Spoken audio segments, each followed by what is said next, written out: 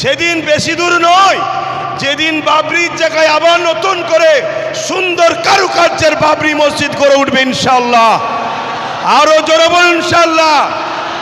আর এর জন্যে কোনো মন্দির ভাঙতে লাগবে না, এটাও ভেঙে দিয়ে যায়। কেন কিছু দালাল গদি মিডিয়া আছে, কালকে কেটে হই হই করতে পারে। এর জন্যে কোনো মন্দির ভাঙতে লাগবে না। কেন বাবরি মসজিদের জায়গায় কোনো মন্দির এখনো হয়নি, চ্যালেঞ্জের সাথে বলছি। কেন আমার খোদার জায়গাতে কোনো মায়ের লাল এমন পয়দা হয়নি সেখানে অন্য কিছু করে দেখাতে পারে। জোরে বলুন সুবহানাল্লাহ, জোরে বলুন নারে তাকবীর। কেন এটা কোনো পার্টির মিটিং নয়, এখানে নরের তাকবীর চলবে, সুবহানাল্লাহ চলবে, এটা ধর্মীয় মিটিং। কথা মাথায় ঢুকছে তো নাকি? এখানে আমাদের হোমকে প্রায় ভাঙিয়ে দিতে যাচ্ছে কেন্দ্র সরকার। পুরো এখনো ভাঙেনি, পুরো ভাঙলে তারও ভয়ানক ব্যবস্থা হবে। তার শুরু 6 ডিসেম্বর থেকে। আগামী দিন দরকার হয় ব্যারিকেড, না হয় শহীদ মিনার, যেটা হোক। প্রস্তুত তো নাকি? ধোকা নয় তো, ধোকা নয় তো। আমি এই লড়াই কিন্তু পুরো বাংলার অলিতে গলিতে করার পর সব ফাইনাল রাজ্যের পক্ষ থেকে এখানে, তারপরে বিভিন্ন রাজ্যে আরও যিনারা করছেন তেনাদের সবাইকে একসাথে হয়ে আমরা প্রয়োজন হয়, বুঝতে পারছেন তো নাকি? প্রয়োজন হয় শুধু সেখানে যাব না দখল করতে। এখন ভাই আলোচনা করবে, তারপর আমি করব। আসসালামু আলাইকুম ওয়া রাহমাতুল্লাহি ওয়া বারাকাতুহু। নাহমাদুহু ওয়া নুসাল্লি আলা রাসূলিহিল কারীম, আম্মা বা'দ। সম্মানীয় আজকে সবার সভাপতি, মহাসম্মানীয় স্টেজে উপবিষ্ট গুণীজনীগণ, মহাসম্মানে উপস্থিত আমাদের সকলের প্রাণপ্রিয়, আমাদের সকলের নয়নের মণি পীরজাদা আব্বাস সিদ্দিকী ভাইজান, সম্মুখে উপস্থিত সংগ্রামী মনোভাবপূর্ণ ফুরফুরা শরীফ আহলে সুন্নাতুল জামাত সংগঠনের কর্মীবৃন্দ, এবং আপনাদের কাছে আজকে লম্বা চওড়া বক্তব্যের কিছু নয়। আমি মোহাম্মদ বাইজিদ আমিন বিগত 16 সাল থেকে আব্বাস সিদ্দিকী ভাইজানের সঙ্গে এই সংগঠনের বিভিন্ন কর্মকাণ্ডের সঙ্গে জড়িয়ে আছি। তো বেশ কিছুদিন ধরে ওয়াকফ বিল নিয়ে বিভিন্ন দিকে বিভিন্ন প্রোগ্রাম হচ্ছে, বিভিন্ন প্রতিবাদ হচ্ছে। সকল প্রতিবাদকে সাধুবাদ জানাই। তারপরেও বারবার একটা আওয়াজ কানে আসছিল যে মেরুদণ্ড শক্তওয়ালা সেই মানুষটার প্রতিবাদ কেন এখনও শুরু হচ্ছে না। আলহামদুলিল্লাহ, যখন আমি খবর পেলাম ভাইজান ভাঙড়ে, বিজয়গঞ্জের এখানকার ছেলেরা, সদস্যরা, তারা ভাইজানকে নিয়ে এই প্রতিবাদ সভা আওয়াজ তুলতে যাচ্ছে, আমি মনে করলাম আল্লাহ কবুল করুন। যে মানুষের মনের আশা তারা এদিক ওদিকে ঘুরলেও তারা জানে বিভিন্ন সময় অন্যদের সঙ্গে ঘোরার পরেও তেমন কিছু ফল হয়নি, কিন্তু এই মানুষটা যখনই দাঁড়িয়েছে সেই 3 তালাক থেকে শুরু করে নিয়ে সিএর বিরুদ্ধে এনআরসির বিরুদ্ধে যত কিছু, সংখ্যালঘুদের ওপরে, মুসলিম ভাইদের ওপরে, পিছিয়ে পড়া মানুষের ওপরে যখনই অত্যাচার হয়েছে, যখনই আঘাত এসেছে, পীরজাদা আব্বাস সিদ্দিকী ভাইজান মেরুদণ্ড শক্ত করে আপনাদেরকে নিয়ে কিন্তু রাজপথে আগে দাঁড়িয়েছিল। ঠিক বলছি না ভুল বলছি? তাহলে আজকের দিনে সেইখানে তিনি আমার আগে বলেছেন, এবং আমিও রিকোয়েস্ট করেছি, কিছু ক্ষোভ, কিছু দুঃখ, কিছু অভিমান তার মনে আছে, এটা আমাদের জানার কারো বাকি নাই।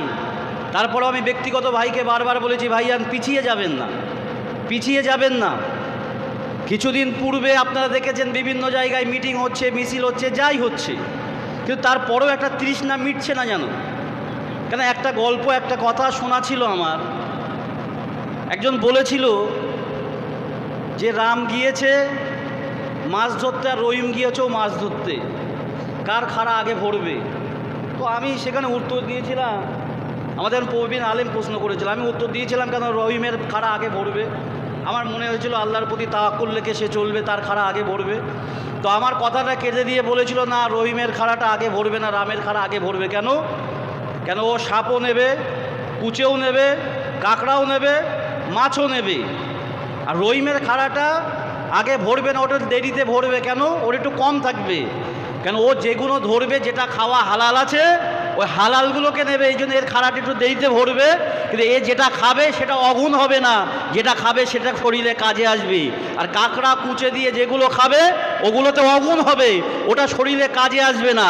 ইতিপূর্বে যতগুলো দেখছেন আমরা অনেক দেখেছি, কলকাতায় নিয়ে শুধু বিক্রি হয়েছে চড়া দামে, কিন্তু একটা মুখ দেখেছি যে মুখটা আজ পর্যন্ত বিক্রি হয়নি, ন্যায়ের সঙ্গে থেকে অন্যায়ের বিরুদ্ধে গর্জে উঠেছে আপনাদের ভালোবাসা নিয়ে।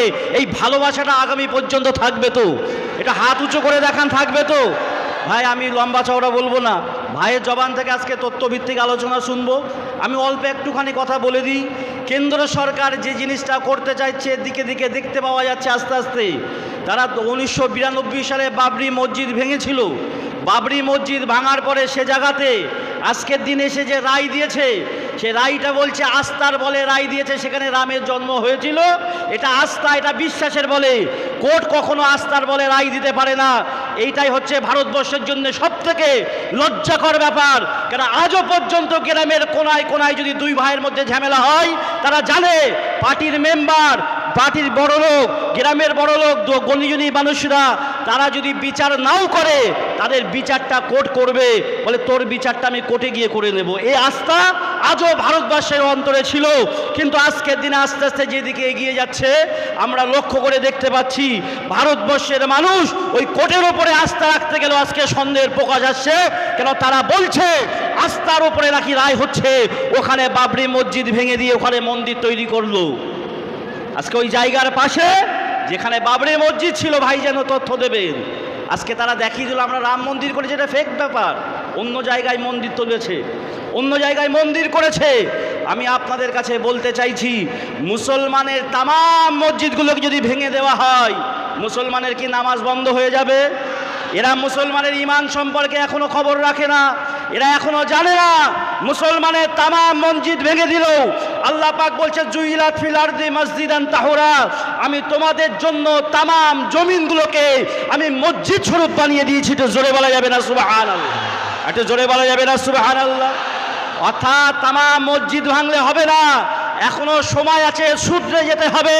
যদি মনে করো বুলডোজারের ভয় দেখিয়ে, গুলির ভয় দেখিয়ে তোমরা সংখ্যালঘুদেরকে, মুসলমানকে, ভারতের মুসলমান দুর্গকে চেপে দেবে, জেনে রেখে দাও মুসলমান কখনো ভয় পায় না, শুধু ধৈর্য ধরে আছে, অপেক্ষা করছে। এখনো কোর্টের ওপরে মুসলমানের আস্থা আছে, এখনো ভারতের সংবিধানের ওপরে মুসলমানের আস্থা আছে। আমরা দেখছি কতক্ষণ পর্যন্ত তোমরা সংবিধান মেনে চলতে পারো, কতক্ষণ পর্যন্ত প্রশাসন তার কাজ করতে পারে, কতক্ষণ পর্যন্ত কোর্ট সঠিক রায় দিতে পারে। যেদিন এর ওপর থেকে মুসলমানের আস্থা চলে যাবে, ওদিন মুসলমান গুলির ভয় করবে না, কামানের ভয় করবে না।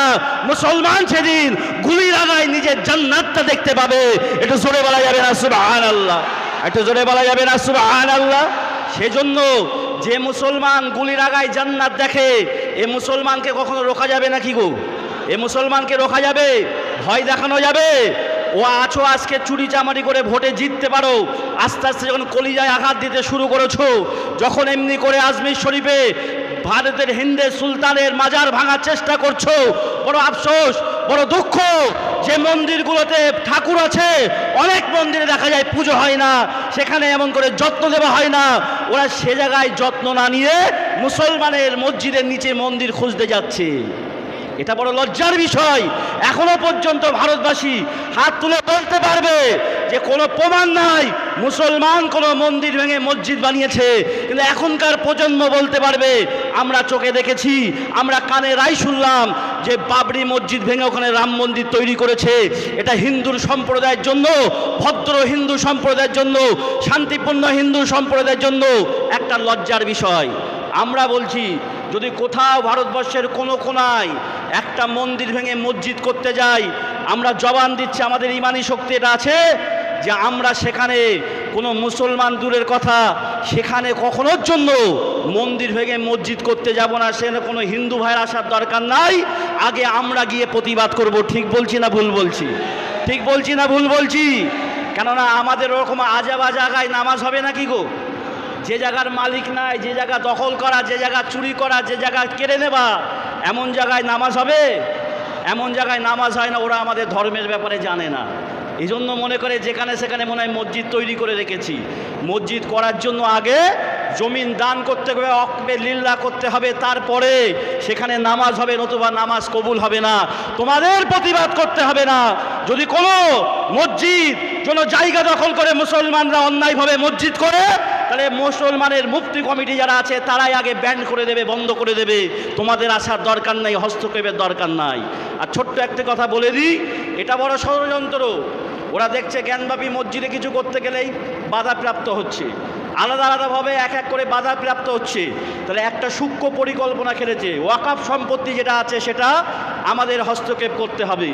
ওয়াকাফ সম্পত্তি যখন হস্তক্ষেপ করবে, তাহলে দেখা যাবে একটা ওয়াকাফ সম্পত্তি যখন নিয়ে নেওয়া হলো, ওই ওয়াকাফ সম্পত্তির ওপরে যত হাজার মসজিদ আছে, যত মাদ্রাসা আছে, সেই মাদ্রাসাগুলো মসজিদগুলোর উপরে তারা হস্তক্ষেপ করতে পারবে না? পারবে না? কথা বলেন। এজন্য তারা ওয়াকাফ সম্পত্তির যে ওপরে আজকের লক্ষ্য দিয়েছে, তাকিয়েছে যে এক এক করে ধরবো না, একসঙ্গে সব ধরার চেষ্টা করব। আমরা বলছি একটু ধৈর্য ধরো, একটু সবর করো। আমাদের সবরের যখন বাঁধ ভেঙে যাবে, আজকে যদি প্রশাসন, কোর্ট যদি সঠিক বিচার না করে, আমরা মুসলমান ঘরে থাকবো না। যারা হাজি সাহেব আছে, ঘরে কাফন রাখা আছে না নাই? রাখা আছে না নাই? কেন মক্কায় গিয়েছে, হজ করেছে, যে এহরাম পরেছে ওটা হলো কাফন। প্রত্যেকে ওখান থেকে জমজম পানিতে ধুয়ে ঘরে রেখে দিয়েছে। যে আরে যদি প্রয়োজন পড়ে, মারা যাবার পরের জন্য অপেক্ষা করছে, আলমারিতে গুছানো আছে। যদি প্রয়োজন পড়ে জিন্দা অবস্থায় ওই কাফনটা সঙ্গে দিয়ে আমরা রাস্তায় নামতে রাজি আছি। এটা কেন্দ্র সরকার পর্যন্ত আওয়াজ পৌঁছে দিলাম। আর সাথে সাথে এটাও বলে দেবো, রাজ্য সরকার তুমিও সাবধান হয়ে যাও। আজকে যখন খাজা মঈনুদ্দিন চিশতি আজমির হুজুরের দরগায় হাত দেওয়ার চেষ্টা করছে বাংলার জমিনে, যে সংখ্যালঘুর ভোট নিয়ে তুমি চেয়ারে বসে আছো, একটা তো বার্তা দিতে পারতে যে এমনিভাবে সংখ্যালঘুদের কলিজা দিলে আঘাত করো না, আমি এখানে বসে মানবো না। কিন্তু কোনো নেতা নেত্রীর জবান থেকে প্রতিবাদ দেখতে পাচ্ছি না। এটা আমাদের জন্য বড় লজ্জার বিষয়। এটা বড় লজ্জার বিষয়। যারা মুনাফিক মুসলমান আছো, চিন্তা করে দেখে নাও, রাস্তার জন্য, লক্ষ্মী ভান্ডারের জন্য, 2 পয়সার জন্য, কাঠমানির জন্য তুমি আজকে যারা পিছনে যাচ্ছ, তোমার কলিজা, তোমার ঈমান, তোমার আখিরাত, তোমার জান্নাত তারা কেড়ে নিচ্ছে। আজও কি চুপ থাকবে? তুমি কি প্রতিবাদ করবে না? তোমার কি চোখ খুলবে না? এজন্য আপনাদের কাছে যারা এখানে আছেন, আগামী প্রজন্মের জন্য, নিজের ঈমান বাঁচানোর জন্য মরতে একদিন হবেই। মৃত্যুটা যেন হয় ঈমানের সহিত।